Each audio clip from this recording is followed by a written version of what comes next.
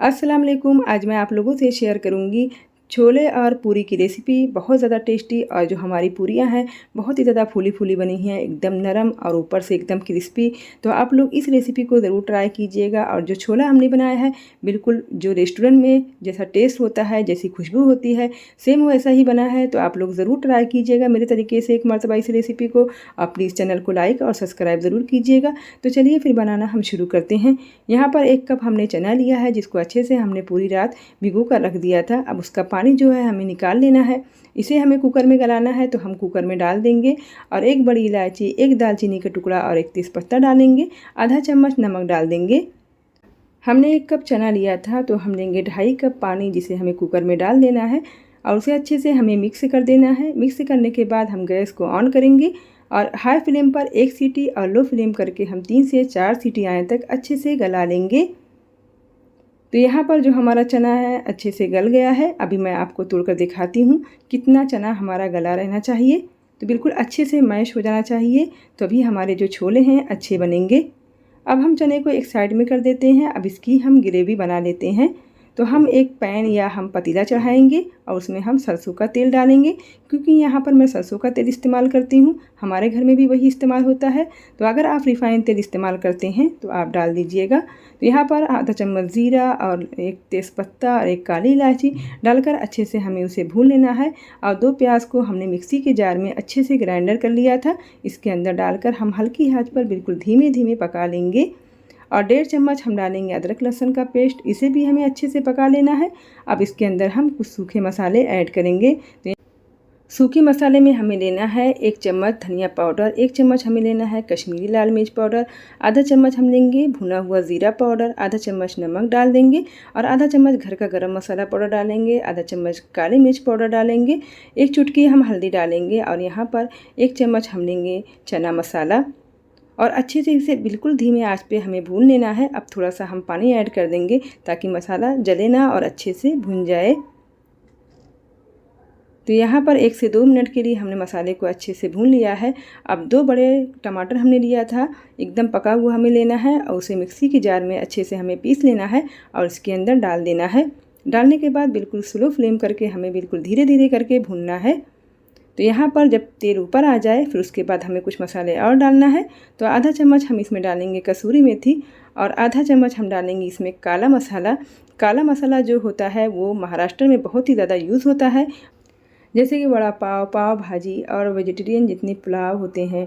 तो ये मसाले की जो खुशबू होती है ना बहुत ही ज़्यादा अलग होती है। अगर इस मसाले को आपको रेसिपी चाहिए होगा तो आप लोग मुझे कमेंट करके ज़रूर बताइएगा, इंशाल्लाह मैं ज़रूर शेयर करूँगी। तो आप लोग अगर इसे मंगाना चाहते हैं तो पैकेट में मिलता है, मगर इतनी अच्छी खुशबू नहीं आती है जो हम घर पर बनाते हैं। तो यहाँ पर जो हमारा मसाला है वो अच्छे से भुन गया है। अब इसके अंदर हम छोले को डालकर अच्छे से हम मिला लेंगे। तो छोला अच्छे से मिक्स हो गया है। अब इसे थोड़ा सा हम मैशर से दबा लेंगे ताकि जो इसका पल्प है अच्छे से जो हमारे चने हैं उसको जोड़े रखे। ये बहुत ही ज़्यादा इम्पॉर्टेंट स्टेप है, आप ज़रूर कीजिएगा। इससे जो हमारे चने हैं वो बिखरेंगे नहीं। तो सारे चने को अच्छे से हमें हाई फ्लेम करके भून लेना है। तो यहाँ पर अच्छे से भून गया है। अब हम जो छोला हमने उबाला था, जो उसका पानी था, उसके अंदर डाल देना है। डालने के बाद हाई फ्लेम करके हम 1 उबाल आने तक अच्छे से पका लेंगे और उसके अंदर थोड़ा सा हम धनिया पत्ता डाल देंगे और उसे ढककर हम स्लो फ्लेम पे पकाएंगे। तो ये हमारा जो चना है वो तैयार हो गया है। उसे हम साइड में रख देते हैं। चने हमारे तैयार हो गए हैं। अब हम पूरी की तैयारी करते हैं।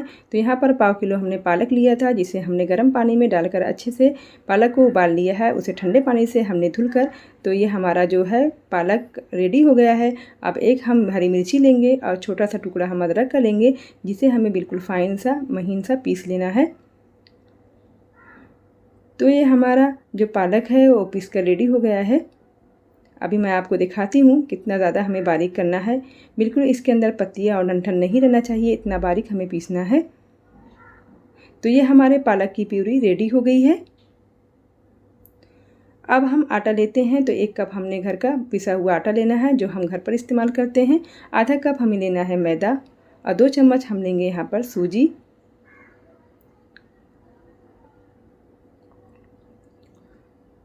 और आधा चम्मच हम नमक डालेंगे। नमक आप अपने हिसाब से रखिएगा। और आधा चम्मच हम लेंगे अजवाइन इससे बहुत ही ज़्यादा खुशबू आती है और हमारी पूरी बहुत ही अच्छी बनती है। और आधा चम्मच हम लेंगे यहाँ पर ज़ीरा और थोड़ा सा हम डालेंगे यहाँ पर हींग और एक चुटकी हम सोडा डालेंगे। इससे हमारी जो पूरियाँ होंगी बहुत ही ज़्यादा क्रिस्पी और खस्ता बनेंगी और बहुत ही ज़्यादा फूलेंगी। अब इस तमाम चीज़ों को अच्छे से हमें मिक्स कर लेना है। मिक्स करने के बाद जो हमने पालक की प्यूरी बनाया था इसके अंदर डाल देना है। आप चाहें तो सादी पूरी भी बना सकते हैं, मगर ये पालक में जो पूरी बनती है बहुत ही ज़्यादा हेल्दी होती है। तो आजकल सर्दी का मौसम है, अच्छे अच्छे से पालक आ रहे हैं बिल्कुल फ्रेश, तो आप पालक की पूरी ज़रूर बनाइएगा। और अच्छे से मिक्स करने के बाद तो अब हम इसके अंदर थोड़ा थोड़ा सा पानी ऐड करेंगे और उसे एक अच्छा सा सख्त आटा हमें गूंथ लेना है। बहुत ज़्यादा आटा ना हमारा गीला होना चाहिए और ना ही बहुत ज़्यादा सख्त होना चाहिए। तो यहाँ पर जो हमारा आटा है बिल्कुल अच्छे से गूंथ कर रेडी हो गया है। अब उसे हम ढककर 10 से 15 मिनट के लिए रख देंगे ताकि जो हमारा आटा है अच्छे से सेट हो जाए। अब हम एक थाल लेंगे जिसमें हम पूरी बना कर इसके ऊपर रखेंगे।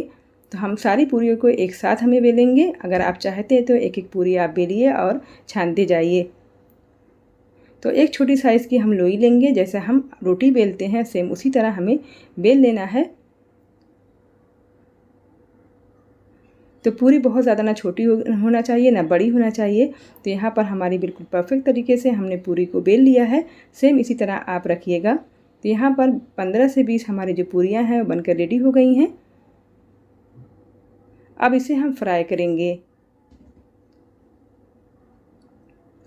तो यहाँ पर हमने गैस पर एक कढ़ाई चढ़ा दिया है और उसके अंदर हमने राई का तेल डाल दिया है। तेल को अच्छे से हमें गरम कर लेना है। बिल्कुल हाई फ्लेम पर हमें पूरी को तलना है। इसके लिए फ्लेम को लो नहीं करना है। सबसे ज़्यादा आप इसी बात का ध्यान दीजिएगा, तभी आपकी पूरी अच्छे से फूलेगी और जो ऑयली नहीं बनेगी, उसके अंदर तेल नहीं जाएगा। तो यहाँ पर एक पूरी हमारी बनकर तैयार हो गई है। अब उसे हम निकाल लेते हैं। इसी तरह हम दूसरी पूरी को भी फ्राई कर लेंगे।